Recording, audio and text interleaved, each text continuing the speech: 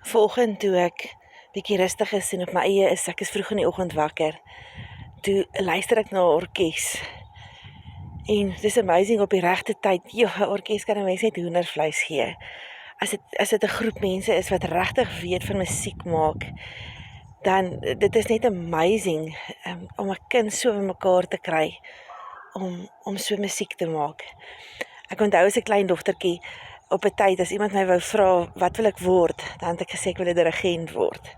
Ek was in die koor gewees en die juffrou wat ons dirigent was, het my so geïmpres.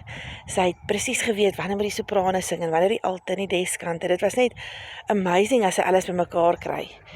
En so dieselfde met 'n orkes. Ek meen daardie man wat daar voor staan met daai stokkie in sy hand, is net totaal en al in beheer van wat voor hom gebeur. As hy wil hê die cello moet speel, dan wys hy na daai persoon toe. As hy wil hê iets moet harder of sagter, dan gebruik hy daai stokkie en met daai stokkie beheer hy hierdie hele amazing orkes en elke instrument hier voor hom.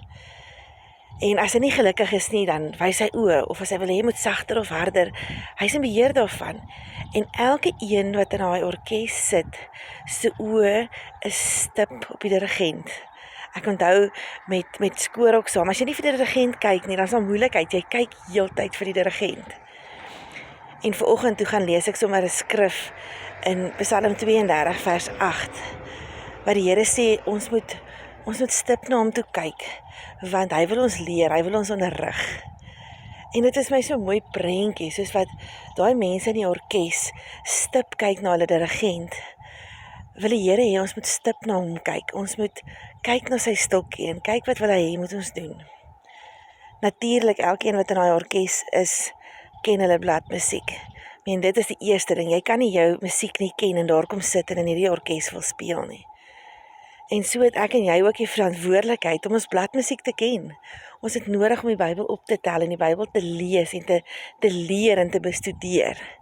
Sodat as daai stokkie na ons toe wys, dat ons kan doen wat ons moet doen. 'n Dirigent is 100% in beheer van sy orkes. Dit sal belaglik wees as 'n sopraan ewe skielik die koor wil stil maak en sê wag, ek wil gou daar voorkom staan en hierdie stokkie vashou. Dit sal nie gebeur nie. En daarom is dit baie keer nodig vir ons om toe te laat God 100% ons stokkie vashou. Ons kan nie verwag dat ons deel moet wees van hierdie orkes met hierdie amazing musiek as ons self ons stokkie wil vashou nie. Ek wil jou vandag sommer bemoedig om te sê, gee die stokkie in oorgawe oor aan die dirigent. Want hy weet presies waarmee hy besig is. Hy weet presies hoe dit moet klink en wat die uiteinde moet wees. Jy kan hom vertrou met jou stokkie.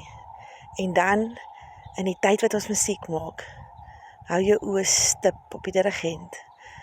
Kyk stip na God toe. Spandeer tyd met die bladmusiek. Oefen om te doen wat hy wil hê ons moet doen. Mag jy in hierdie week wat kom met oorgawe jou instrument speel. Ek hoop jy het 'n lekker dag hê.